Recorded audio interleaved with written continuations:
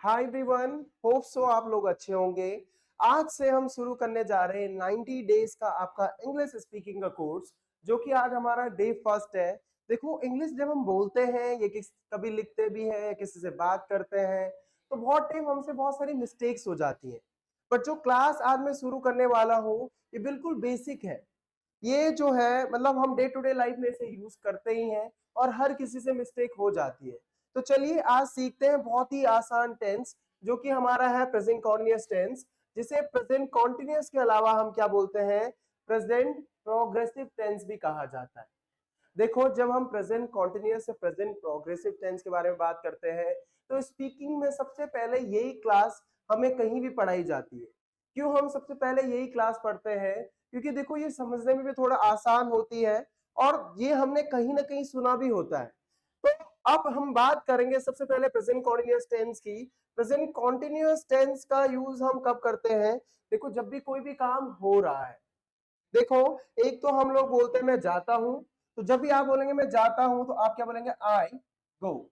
और जब आप बोल रहे हैं कि मैं जा रहा हूं, तो उसके लिए सबसे पहले हमारा सब्जेक्ट आएगा, और सब्जेक्ट क्या हमारा? आई। आई के साथ सबको पता होता है कि भाई एम आएगा, और एम के बाद हमारी वो की फर्स्ट फॉर्म के साथ आईएनजी फॉर्म को यूज करेंगे, लास्ट में हमारा ऑब्जेक्ट।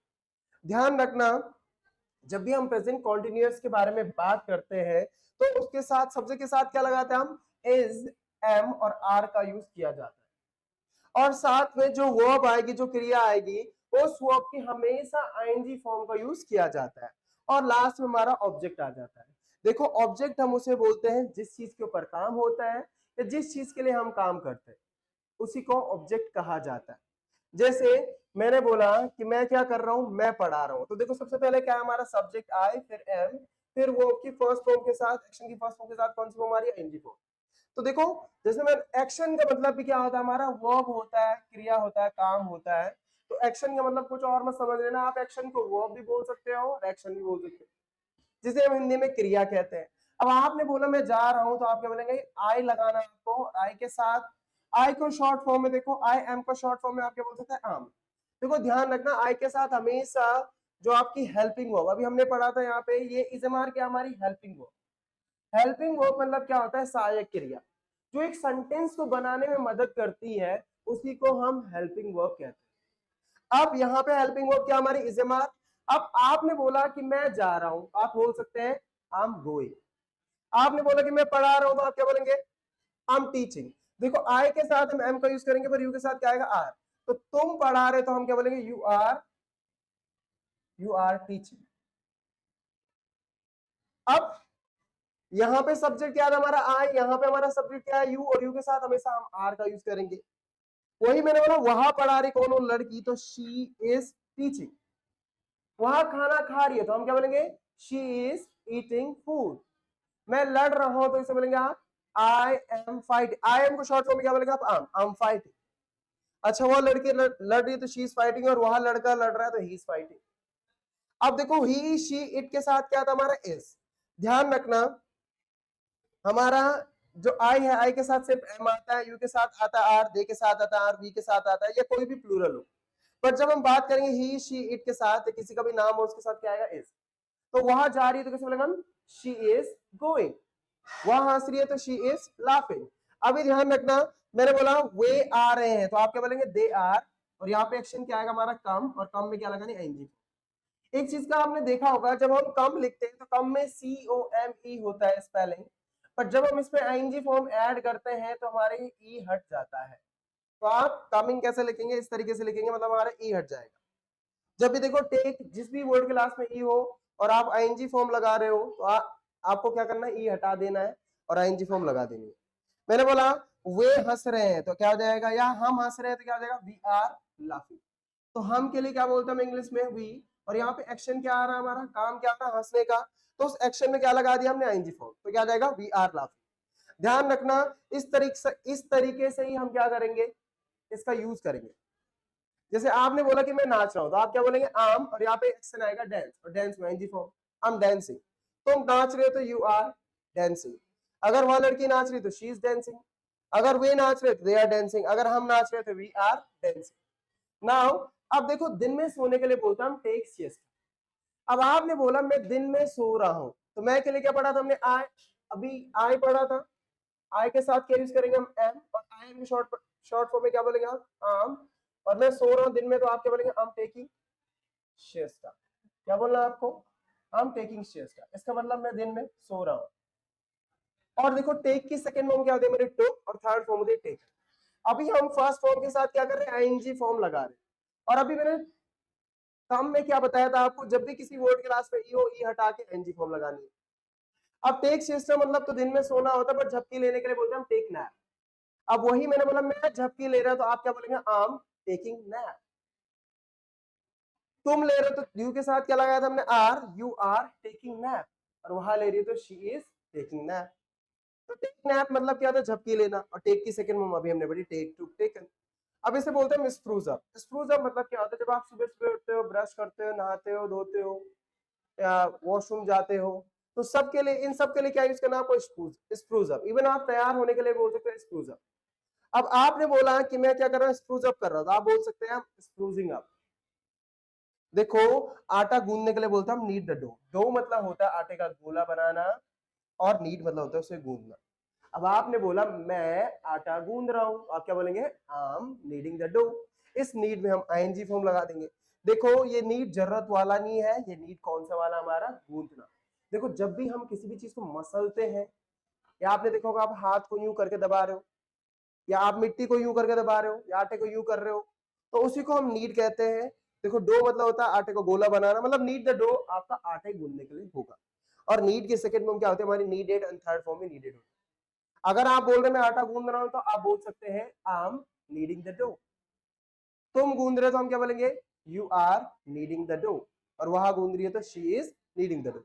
तो नीड द डो मतलब क्या पढ़ा हमने? आटा गूंदना। ना चलते हैं नेक्स्ट स्लाइड की तरफ। अब नीड द मसल्स मतलब क्या होता है? जब आप मसल्स को दबाते हैं, उसी को बोलते हैं नीड द मसल्स, राइट? तो नीड द मसल मतलब क्या हो गया? आपको मसल को दबाना, मतलब हाथ पांव को दबाने के लिए आप बोल सकते हैं नीड द मसल। और वही नीड द वेट क्ले मतलब क्या हो गया? जब आप गीली मिट्टी को गूंदते हो, जिसे आप चिकनी मिट्टी भी बोलते हो। क्ले मतलब मिट्टी होता है, और गूंदने के लिए हम क्या बोलेंगे? नीड। और नीड के सेकंड फॉर्म क्या हो गया हमारी? Needed. And third form need. अब आपने बोला कि मैं मिट्टी को गूंद रहा हूं, तो आप बोल सकते हैं I am kneading the wet clay. और वही मसल्स को दबा रहा हूं, तो I am kneading the muscle. Clean the web. देखो आपके घर में भी कहीं ना कहीं जाले लगते होंगे। वेब मतलब होता है जाला, और साफ करने के लिए बोलते हैं हम क्लीन। अब आपने बोला मैं जालों को साफ कर रहा हूं, तो आप बोल सकते हैं क्लीनिंग द वेब। तुम जाले साफ कर रहे हो तो you are cleaning the web. अगर हम कर रहे हैं तो we are cleaning the web. और वहां लड़की कर रही है तो she is cleaning the web. Now देखो do the ironing. Do the ironing मतलब क्या होता है? जब आप कपड़ों, देखो किसी भी वर्ड से पहले, इन सब वर्ड से पहले आप डू लगाते हो। जैसे डू द किचन, किचन का काम करना। डू द शॉपिंग, शॉपिंग करना। डू द कुकिंग, कुकिंग करना। डू द डिशेस, बर्तन धोना। डू द लंच, लंच करना।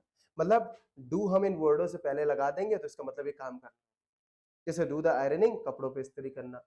इसे आप आयरनिंग की जगह आयनिंग कहेंगे तो और भी अच्छा रहेगा, क्योंकि यहाँ पे हमारा क्या होता है? आर साइलेंट होता है, तो हम क्या बोलेंगे इसे? आयनिंग।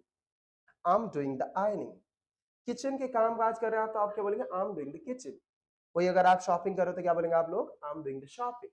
वही अगर आप कुकिंग कर रहे हो तो आप क्या बोलेंगे? I am doing the cooking. Alright. वही आप बर्तन धो रहे हो तो आप क्या बोलेंगे? I am doing the dishes. और अगर आप लंच कर रहे हो तो आप क्या बोलेंगे? I am doing the lunch.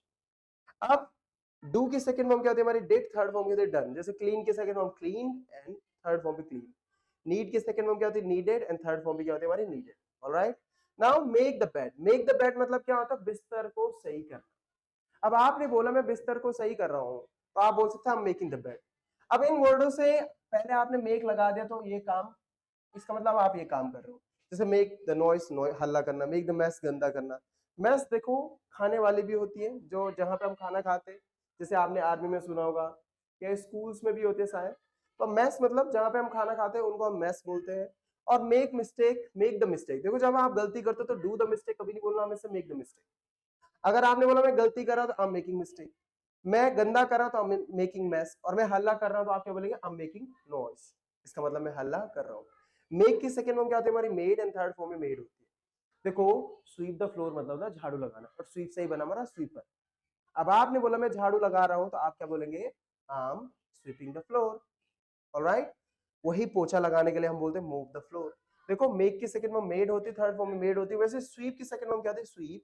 Swept, swept. मोप की सेकंड फॉर्म क्या होती है? मोप। एंड थर्ड फॉर्म मोप। तो मोप द फ्लोर मतलब होता है पोछा लगाना।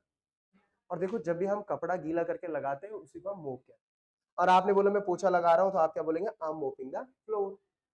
कोई तुम लगा रहे हो तो you are mopping the floor, और वहां लगा रही तो she is mopping the floor.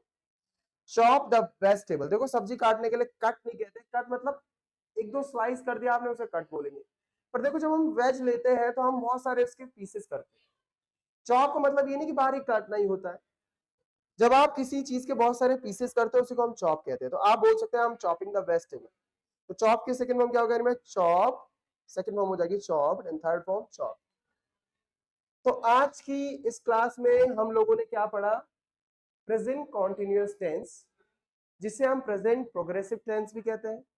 और देखो जब भी कोई भी काम हो रहा है, जैसे आपने बोला मैं जा रहा हूं, इसका मतलब काम आप अभी अभी कर रहे हो। आपने बोला मैं सो रहा हूं, इसका मतलब आप अभी अभी सो रहे हैं। तो जो भी काम आप उसी क्षण में कर रहे हैं, उसी मोमेंट पे कर रहे हैं, उसी को हम प्रेजेंट कॉन्टिन्यूअस टेंस कहते हैं। जैसे मैं अभी आपको पढ़ा रहा हूं तो ये भी प्रेजेंट कॉन्टिन्यूअस में आएगा। तो ध्यान रखना प्रेजेंट कॉन्टिन्यूअस टेंस के आज यहाँ पे कुछ आप लोगों के लिए सेंटेंस हैं, ये आप लोगों को बनाने हैं। अगर आपको इनको बनाने में कोई भी प्रॉब्लम आती है तो आप कमेंट बॉक्स में अपना क्वेश्चन पूछ सकते हैं। और ऐसी डेली मैं आप लोगों के लिए क्लास लेके आऊंगा। आपको क्या करना है? बस जुड़ना है हमारे साथ स्टडी अप के साथ। आप सब जुड़ सकते हैं स्टडी अप के साथ। और अगर आपको ये वीडियो पसंद आती हो तो do like, share and subscribe, and thank you for watching.